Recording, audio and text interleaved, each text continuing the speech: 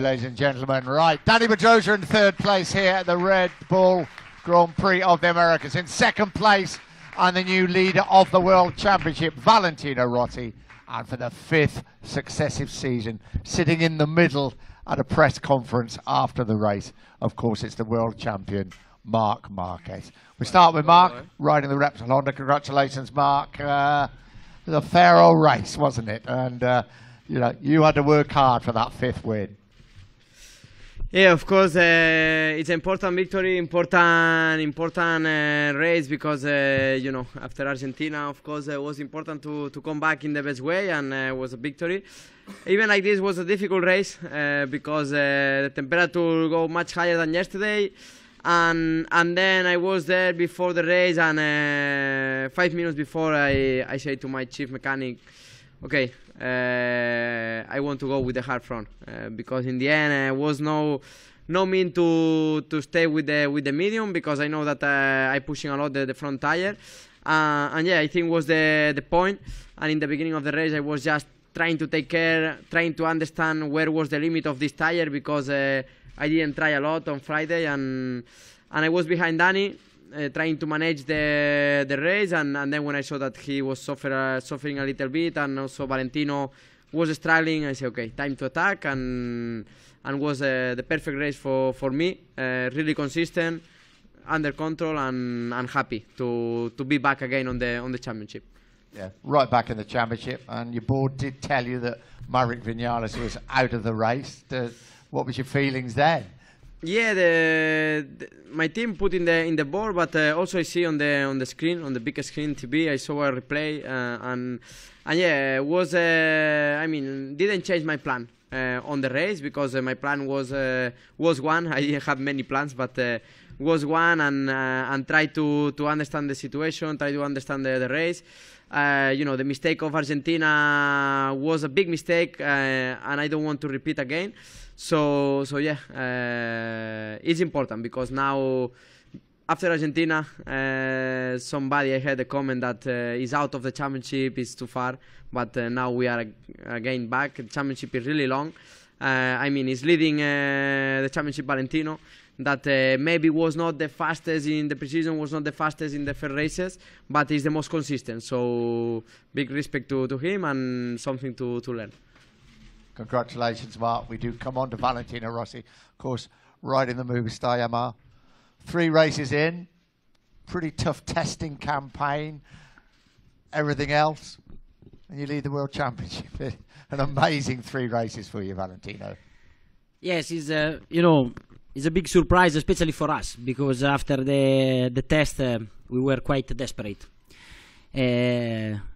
Try to think to use the old bike and everything, but we did the right choice. I think that the problem was for me and for my team, that we need more time for understand this bike, the way to ride and the way to set. But the bike have something positive, especially at the end of the races. I'm able to push, to be strong. In fact, in Argentina with Cal, and here with Danny, I can attack. Last year I was always very fast at the beginning, but after I suffer a lot. It's just 3 races, and for sure it will be very, very hard to remain in this position, especially with Vinales and Marquez, that they are always very, very fast, but it's already great. And the incident with Zarco, the 0.3 of a second, in the end, it didn't matter, did it? You got past Danny, and it wasn't 0.3 of a second that they wanted to penalise you for. What did you feel about being penalised?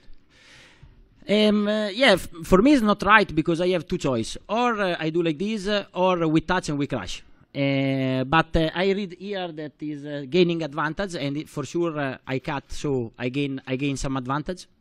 And 0.3 is okay, but for me the problem is not the race direction. The problem is Zarco, because he's always very fast, and he rides the bike very well. He have a great potential, but this is not Moto2, and if you want to overtake, you have to overtake in another way. He always arrives too much in delay, and for me you have to stay more quiet.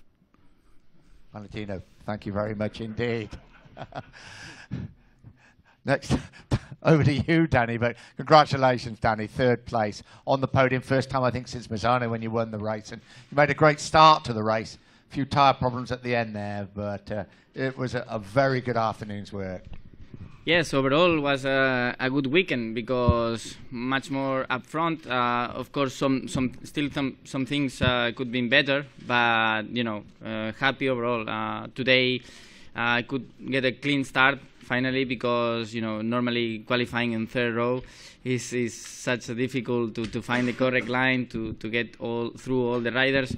This time, starting from fourth, I could have a clean line out of the start and led the race for a few laps was amazing. So good. I could even go faster at the time, but I knew I had to take care about my tires, and I had all weekend problems to have the correct tire life, especially in the rear at the right side. But actually today in the race I was managing the rear and all came strange because I destroyed the front in the right side. So unfortunately couldn't keep Valentino behind at the end because I had to slow down a lot my pace. But happy overall. It's a quite important step. So now looking forward to Jerez, which is a track I like. And an important day for Honda. First time the factory riders, you and Mark, have been on the podium this season, and a big fight back. Yes, because quite disappointing last race, and today was a difficult race. You are thinking a little bit about the mistakes of the last couple of races, so you try to do a good result, but not to go too strong, so that you make another mistake. So it was positive to finish on the podium. And also learning a lot more about the bike. We have a few things where we are understanding much more where to change a little bit, and hopefully in the next races we can do more steps and get better. Danny, congratulations, third place to Danny Pedrosa. Questions on the floor, ladies and gentlemen. Thank you. Santi Segura, Movistar MotoGP. A question for Mark. The fact that this victory is so hard today and maybe the days before this weekend, Friday, Saturday, pole position with less margin than other years, finally, at the end, makes it even sweeter. I mean, probably of your 5 victories here, is the one with best taste, your favorite, let's say? I mean, every year, of course, is difficult, and every year we do our 100%. But it's true that this year was a little bit more tight. Everything, the pole position and the race. Okay, the race I manage and I feel quite comfortable. So the race I feel really good. This is important, but. Of course, it's the most important victory, maybe, because we come from Argentina, that I did a mistake, and was important to be back strong and to win one race, or minimum to stay on the podium, but of course the best way is to win before European races. And we did it on the best way, and of course it's important also because now we are third again on the championship. That before the race was there on the TV, and I looked that I was 8, and I say, okay, we need to start to come back, and yeah, happy because we are working hard with the team. Still, we need to say, I don't feel perfect with the bike. I feel like we are missing something. But now we have important tests in Le Mans, we have important race in Jerez, but of course especially important tests in Jerez that we need to understand there, because if we understand there and if we fix this problem, we can fight quite strong for the championship. A possible question for Danny and Mark. Have you both seen on the TV after the race the Zarco Valentino? You haven't? Yeah. Mark, you have? Yes. What did you think? What did you think that this was a correct decision to penalise Valentino, or do you think that's what the concrete runoff is, the tarmac runoff is for, is to use it? I mean, the penalise 0.3 or 0.2, or I mean, it's not a big penalty. Of course, I see the action. Of course, it was aggressive, but in the end, in the beginning, everybody is pushing 100%. I'm aggressive rider. Valentino's aggressive rider. We also were taking the part really strong. We were taking the in the present, and we will overtake in the future really strong. So if you are aggressive and you overtake strong, you need to understand that the other riders also are aggressive, and it's always like this. I mean, it's racing, and yeah, it was tight and was aggressive, but the penalized, I think he don't gain nothing, Valentino. Sure. And one very quick question for you again, and for Valentino. You've both been working a lot on the front end to kind of get the best out of the Mitchell in front, and I know, Mark, you tried 2 different setups in FP3 yesterday. Did you make a big step there, and if so, what? You got more confidence, more grip, more what?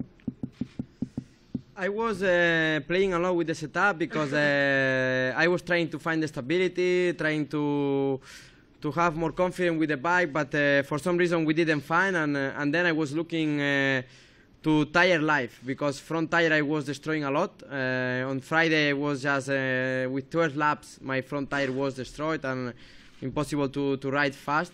But then on Friday we did a great pace, but we didn't know if it was the temperature, if it was, and today everybody suffered, but we were able to manage quite well, and I feel better, but still I didn't feel like I won. Valentino, how have you fixed the front? Is it just a balance thing, a load thing, or what? Allora, already Friday was not so bad, the base setting. Yesterday the conditions are very bad, but in the qualifying we improved very much about the balance between front and rear. Looks like it's very important to find. And this morning in the warm-up I had already more or less the same pace with the hard rear, so it was difficult to make the decision. At the end I put the medium, and it was the right decision because I think it's better for our bike.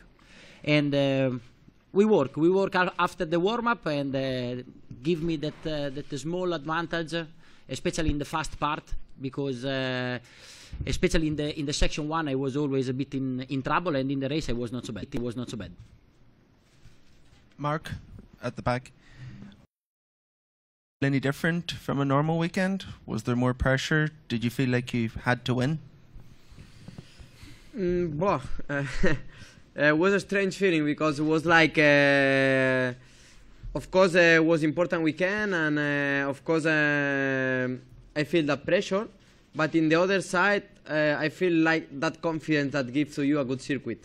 You know that it's good for your riding style, and you know that if you have some problems on the bike you can manage a little bit. And yeah, I was able to ride well from the FP1. Honestly, on Friday I see more difficult, but then on Saturday we did a big change on the bike, and was another bike, another history, on another feeling, and then I say, okay, it's the time, and yeah, the pressure was there, especially in the beginning of the race. I mean, it was difficult to manage, but happy because in the end I managed well. Yeah, Mark, so you're the king of Coda, and I want to know if they will fit you for a crown at this place, and if you could tell me, you know, what is it about this track that makes you and your team perform so well here?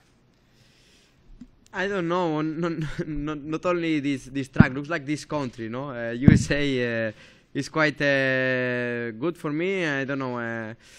I know that left corners are. I feel really strong, and all the circuits that is turning on the left side, I feel fast and strong. But yeah, USA is special, and we need to speak seriously with Carmelo, with USA, to have more circuits for the future, because will be interesting.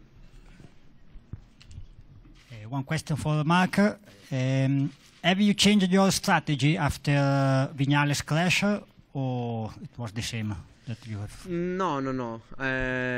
It's what I say. Honestly, after the choose of hard front tire, I had only one strategy: wait on the beginning, understand well the front tire, and push in the middle of the race, the end.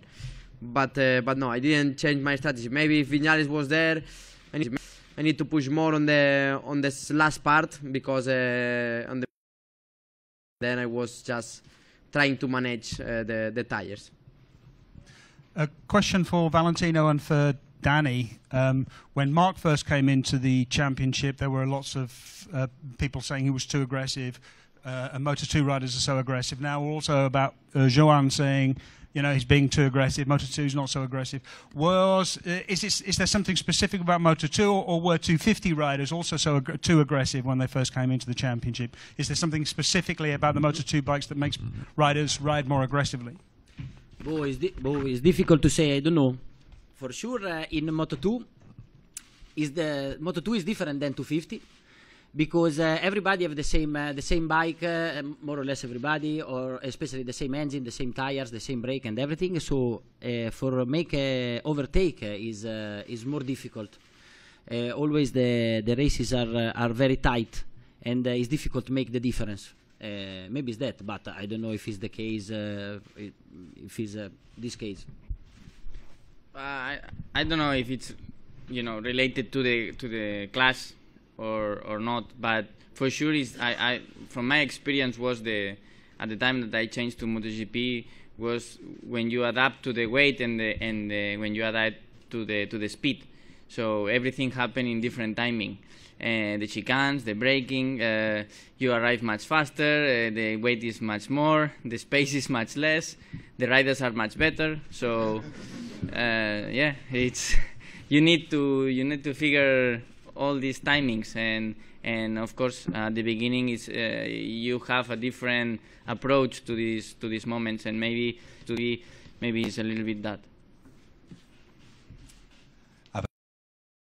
About the penalty, the 0.3. How was the communication running? Because we had a situation in Sachsenring 2016 when everybody was saying we need to try to communicate.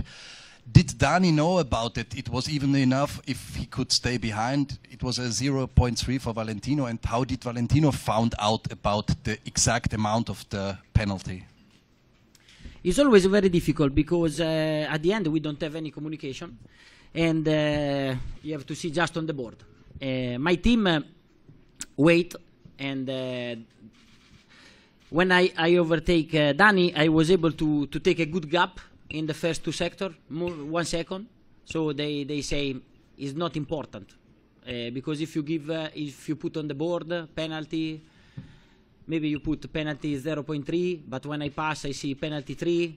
Maybe it's 3 seconds, not 3/10, and I risk at the maximum on the last lap for take more advantage. I can do some mistakes, so for me they make the right decision, because I only see the board saying penalty. Anyway, at that time I couldn't really do anything else because I was fighting with my tire. But 0.3 penalty, I think wasn't necessary to know unless I was there for fighting for the last lap attack into the last corner, just staying close. But I only see penalty. I didn't know which type of penalty was. If it was like 10 seconds, 1 position, or so it was like it was. But communication, I think if you want to communicate with the board, you can understand. The thing is that sometimes you don't see exactly what is showing on the board.